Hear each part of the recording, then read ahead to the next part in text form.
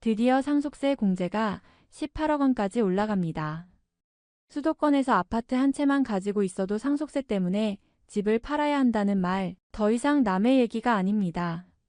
그런데 이번 개편으로 상황이 완전히 달라질 수 있습니다. 일괄 공제 8억, 배우자 공제 최소 10억 합쳐서 총 18억 원이 공제된다면 어떤 변화가 생길까요? 단순히 세금이 줄어드는 수준이 아니라 수도권 중산층 가정이 상속세 걱정에서 벗어날 수 있는 결정적 전환점이 될 수 있습니다. 하지만 아직 법이 확정된 것은 아닙니다. 발표와 실제 적용 사이에는 반드시 확인해야 할 절차가 있고 가족 상황에 따라 절감 효과도 크게 달라집니다. 저는 세무사 이시연입니다.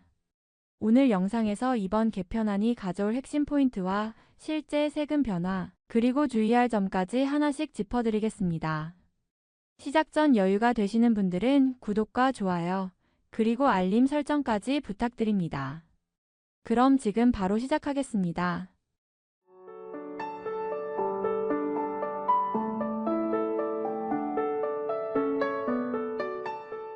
1. 현행 상속세 구조 이해하기. 상속세 제도를 이해하려면 먼저 공제와 세율 구조를 알아야 합니다.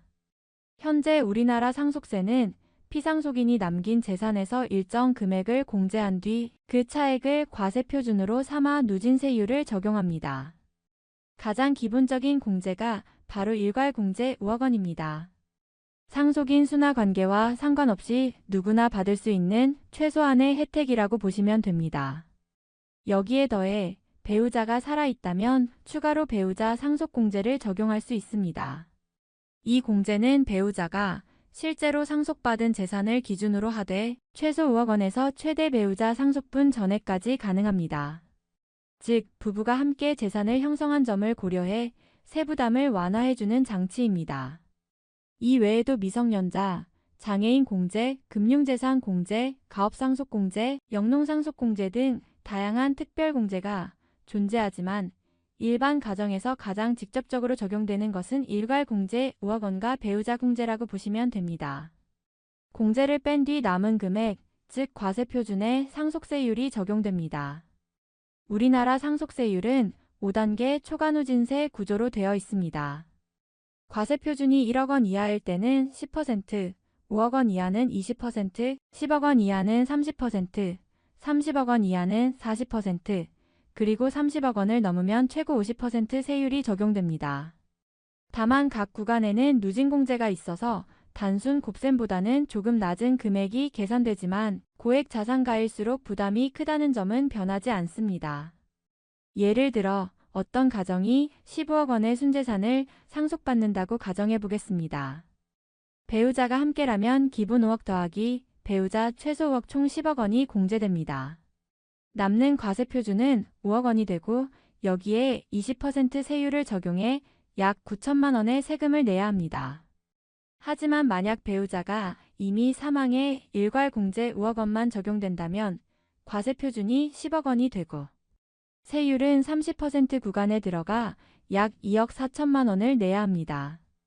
배우자의 유무에 따라 같은 자산 규모에서도 세금 차이가 2배 이상 벌어지는 이유가 바로 여기에 있습니다. 이처럼 현행 상속세 구조는 공제 규모가 작고 세율 구간이 촘촘하다 보니 수도권에서 아파트 한 채만 있어도 상속세 부담이 발생하는 경우가 많습니다. 특히 최근 부동산 가격이 크게 오른 상황에서는 중산층 가정도 상속세 대상에 쉽게 포함되는 것이 현실입니다. 그래서 공제 확대 논의가 꾸준히 제기되어 왔고 이번에 18억 공제라는 큰 변화가 추진되고 있는 것입니다. 2. 개편안 핵심 내용. 이번에 대통령이 밝힌 개편안의 핵심은 상속세 공제 한도를 총 18억 원까지 올리겠다는 것입니다. 구체적으로 보면 일괄 공제를 현행 5억 원에서 8억 원으로 확대하고 배우자 상속 공제를 최소 10억 원으로 보장하는 방식입니다. 단순히 숫자를 키운 것 같지만 이 변화가 갖는 의미는 상당합니다. 왜냐하면 지금의 상속세 구조는 집 한 채만 있어도 상속세를 내야 하는 경우가 많기 때문입니다. 서울 아파트 평균 가격이 15억 원을 웃도는 상황에서 공제가 10억 원에 불과하다 보니 상속세 부담이 중산층 가구에도 현실적으로 발생하고 있습니다. 대통령이 집 팔아서 세금 내는 일이 더 이상 없어야 한다고 강조한 것도 이 같은 현실을 반영한 발언입니다. 이번 개편안은 세율 자체를 낮추는 방식이 아닙니다. 세율 인하는 고액 자산가에게도 혜택이 돌아가기 때문에 정치적 부담이 크고 세수 감소 효과도 크기 때문입니다. 대신 공제를 확대하는 방식으로 중산층의 부담을 완화하면서도 초고액 자산가에 대한 과세는 유지하려는 의도가 담겨 있습니다. 즉, 이번 개편은 부자 감세가 아니라 수도권 중산층 보호라는 성격이 강합니다. 상속세 부담 때문에 집을 팔아야 했던 불합리한 상황을 완화하고 현실적인 상속세 제도로 조정하겠다는 정책적 메시지라고 볼 수 있습니다. 3. 세부담 변화 실제 예시. 이번 개편안이 현실에서 얼마나 체감될 수 있을까요? 단순히 18억 원 공제라는 말만으로는 와닿지 않기 때문에 구체적인 사례로 살펴보겠습니다. 먼저 배우자가 함께 있는 15억 원 자산 가구를 가정해 보겠습니다. 현행 제도에서는 일괄 공제 5억 원과 배우자 공제 5억 원을 합쳐 총 10억 원만 공제됩니다. 따라서 과세 표준은 5억 원이고 세율 20% 구간에 해당해 세액은 약 9천만 원이 나옵니다. 그러나 개편안이 시행되면 일괄 공제가 8억 원, 배우자 공제가 최소 10억 원이 보장되어 총 18억 원까지 공제가 가능합니다. 15억 원에서 18억 원을 빼면 과세 표준이 0원이 되므로 세금은 단 한 푼도 내지 않게 되는 것입니다. 수도권에서 아파트 한 채 가진 중산층 가구가 가장 직접적으로 혜택을 보게 되는 대표적인 케이스입니다. 이번에는 배우자가 없는 동일한 상황을 살펴보겠습니다. 순재산 10억 원에서 일괄 공제 5억 원만 가능하다면 과세 표준은 10억 원입니다. 이 경우 세율은 30% 구간이 적용되어 세액은 약 2억 4천만 원에 달합니다. 하지만 개편안에 따라 일괄 공제가 8억 원으로 늘어나면 과세 표준은 7억 원으로 줄어듭니다. 이때 세액은 약 1억 5천만 원으로 줄어들어 세부담이 약 9천만 원 감소하는 효과가 생깁니다. 배우자가 없는 경우 완전 면제는 아니지만 그래도 적지 않은 절감 효과를 체감할 수 있습니다. 또 다른 예시를 들어볼까요? 순재산이 20억 원인 경우입니다. 현행 제도에서는 배우자 있는 가구가 10억 원을 공제받아 10억 원이 과세 표준으로 남습니다. 이 경우 세액은 약 2억 4천만 원입니다. 그러나 개편안이 적용되면 18억 원까지 공제가 되므로 과세 표준은 단 2억 원만 남습니다. 세율 20% 구간을 적용해 세액은 2천만 원으로 줄어듭니다. 무려 2억 2천만 원이 절감되는 셈입니다. 이처럼 공제가 18억 원으로 확대되면 수도권의 아파트 한 채 혹은 20억 원 안팎의 자산을 가진 중산층 가구의 세부담이 대폭 줄어듭니다. 특히 배우자가 있는 가정은 대부분 상속세 걱정에서 벗어날 수 있게 되고 배우자가 없는 가정도 세액이 크게 줄어드는 효과를 얻습니다. 결국 이번 개편안은 부자 감세라기보다는 중산층 보호 성격이 강하다고 볼 수 있습니다. 4. 혜택이 가장 큰 대상. 상속세 공제를 18억 원까지 확대하는 개편안은 모든 가구에 똑같은 혜택을 주는 것이 아닙니다. 실제로는 특정 계층, 특정 상황에서 효과가 훨씬 크게 나타납니다. 가장 먼저 꼽을 수 있는 대상은 바로 수도권에서 아파트 한 채를 보유한 중산층 가구입니다. 최근 서울 아파트 평균 매매 가격이 15억 원 안팎이라는 점을 감안하면 집 한 채만으로도 상속세 대상에 포함되는 경우가 많습니다. 현행 제도에서는 배우자가 있어도 10억 원까지만 공제되기 때문에 15억 원 아파트를 물려받을 때 최소 수천만 원의 세금을 내야 합니다. 하지만 개편안이 시행되면 18억 원까지 공제가 가능해져 세금 부담이 아예 사라집니다. 결국 집 한 채 팔아서 세금 내는 상황을 막아주겠다는 것이 이번 개편의 직접적인 효과입니다.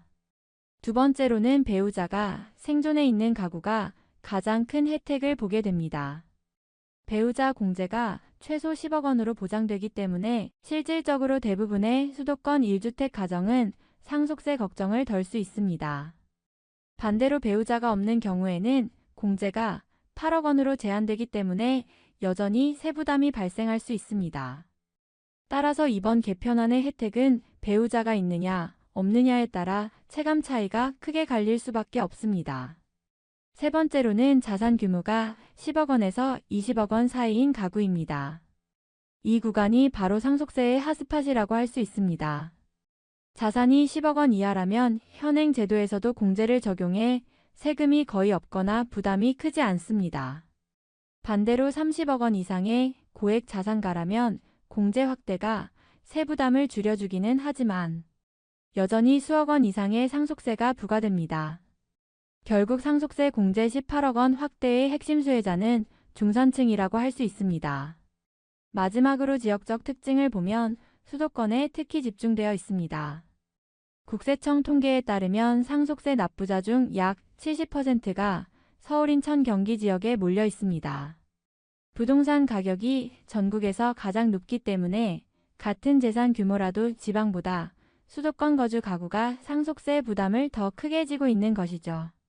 따라서 이번 개편안은 수도권 중산층 고령 가구에게 가장 직접적인 도움이 될 것으로 전망됩니다. 정리하면 상속세 공제 확대의 최대 수혜자는 수도권에 거주하며 배우자가 생존해 있고 10억에서 20억 원 사이 자산을 보유한 중산층 가구라고 할 수 있습니다. 이들 가구는 상속세 문제로 집을 팔아야 하는 불안에서 벗어나고 상속 설계의 여유도 확보할 수 있게 됩니다. 주의해야 할 점. 상속세 공제가 18억 원으로 확대된다는 소식만 듣고 이제 상속세는 없어지겠구나라고 단정하기는 이릅니다. 발표된 내용은 어디까지나 정책 방향이지 아직 국회에서 법 개정이 확정된 것은 아니기 때문입니다. 새 법은 국회를 통과해야 효력이 발생하므로 실제 적용 시점은 입법 과정에 따라 달라질 수 있습니다. 보통 개정안이 연말 정기국회에서 처리되면 다음 해 1월 1일부터 적용되는데 만약 시기가 늦어진다면 2026년 이후로 밀릴 수도 있습니다. 따라서 발표 즉시 적용된다는 식의 오해는 피해야 합니다. 또 하나 주의해야 할 점은 세율 자체는 변하지 않는다는 사실입니다. 현재 과세표준 구간별 세율은 최저 10%에서 최고 50%까지 5단계로 구성되어 있고 이번 개편은 이 세율 구조를 건드리지 않습니다. 즉, 공제 한도가 늘어난다고 해서 고액 자산가들이 부담하는 세율 자체가 낮아지는 것은 아닙니다. 중산층에게는 큰 혜택이 되지만 수십억 원 이상 자산을 가진 경우에는 여전히 수억 원의 상속세를 내야 하는 구조가 유지됩니다. 또한 유산취득세 전환 논의와 혼동해서는 안 됩니다. 정부는 이미 2025년 3월에 상속세를 유산세에서 유산취득세로 바꾸겠다는 방안을 내놓고 2028년 1월 시행을 목표로 하고 있습니다. 만약 이 제도가 실제로 시행된다면 상속인 개개인이 받은 몫에 따라 세금이 계산되므로 지금 논의되는 18억 공제 확대보다 더 큰 폭의 변화를 가져올 수 있습니다. 하지만 현재로서는 유산취득세 전환이 국회에서 계류 중이기 때문에 당장은 공제 확대가 중산층에게 체감되는 직접적인 변화가 될 가능성이 높습니다. 마지막으로 가족별 상황에 따라 혜택이 달라진다는 점을 꼭 기억해야 합니다. 배우자가 있느냐 없느냐에 따라 공제 규모가 다르고 부채나 장례비, 가업상속공제, 영농상속공제 등 다른 공제를 적용할 수 있는지 여부에 따라 최종 세액이 크게 달라집니다. 따라서 이번 개편안이 시행된다 해도 우리 집은 무조건 세금이 없다라고 단정하기보다 반드시 개별 상황에 맞춰 시뮬레이션을 해보는 것이 필요합니다. 결국 이번 개편안은 반가운 소식임에 틀림없지만 아직 확정되지 않았고 모든 가구에 동일하게 적용되는 것도 아닙니다. 따라서 발표를 무조건적인 사실로 받아들이기보다는 법 개정 상황과 가족의 재산 구조를 꼼꼼히 확인하는 것이 가장 중요합니다.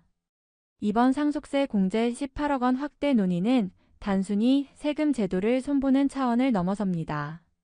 우리 사회에서 상속세 부자들 이야기라는 인식을 바꾸고 중산층 가정이 최소한 집 한 채를 지켜낼 수 있도록 제도를 현실화하는 움직임이기 때문입니다. 수도권의 평균 아파트 가격이 15억 원을 넘어선 지금 상속세는 더 이상 남의 문제가 아니었습니다. 바로 이 지점에서 공제 확대는 실질적인 안도감을 줄 수 있는 변화입니다. 이번 개편이 언제, 어떤 방식으로 국회를 통과하든 중요한 건 시청자 여러분이 우리 가족에게 어떤 영향을 미칠까? 라는 질문을 던져보는 것입니다. 단순히 제도만 바라볼 것이 아니라 지금 보유한 자산의 규모와 구조, 배우자나 자녀 상황, 향후 부동산 가격 변동 가능성까지 고려해야 합니다. 이렇게 한번 시뮬레이션을 해보는 것만으로도 향후 불필요한 세부담을 예방할 수 있습니다. 또 하나 중요한 점은 제도가 바뀌더라도 가족 간의 대화와 준비가 가장 큰 힘이라는 사실입니다. 공제가 확대되어도 증여가 더 유리한 경우가 있고 공제가 충분히 적용되지 못해 대비가 필요한 경우도 있습니다. 결국 제도는 뼈대를 제공할 뿐 세부 전략은 각자의 상황 속에서 만들어지는 것입니다. 오늘 말씀드린 핵심은 간단합니다. 공제 18억 원 확대는 중산층을 위한 제도 개선이라는 점, 하지만 가족별 상황에 따라 효과는 달라진다는 점, 그리고 지금부터 준비하는 사람이 더 큰 혜택을 누리게 된다는 점입니다. 시청자 여러분, 오늘 내용이 도움이 되셨다면 구독과 좋아요, 알림 설정까지 부탁드립니다. 앞으로도 여러분의 재산을 지키는데 꼭 필요한 세무 정보를 알기 쉽게 전달해 드리겠습니다. 감사합니다.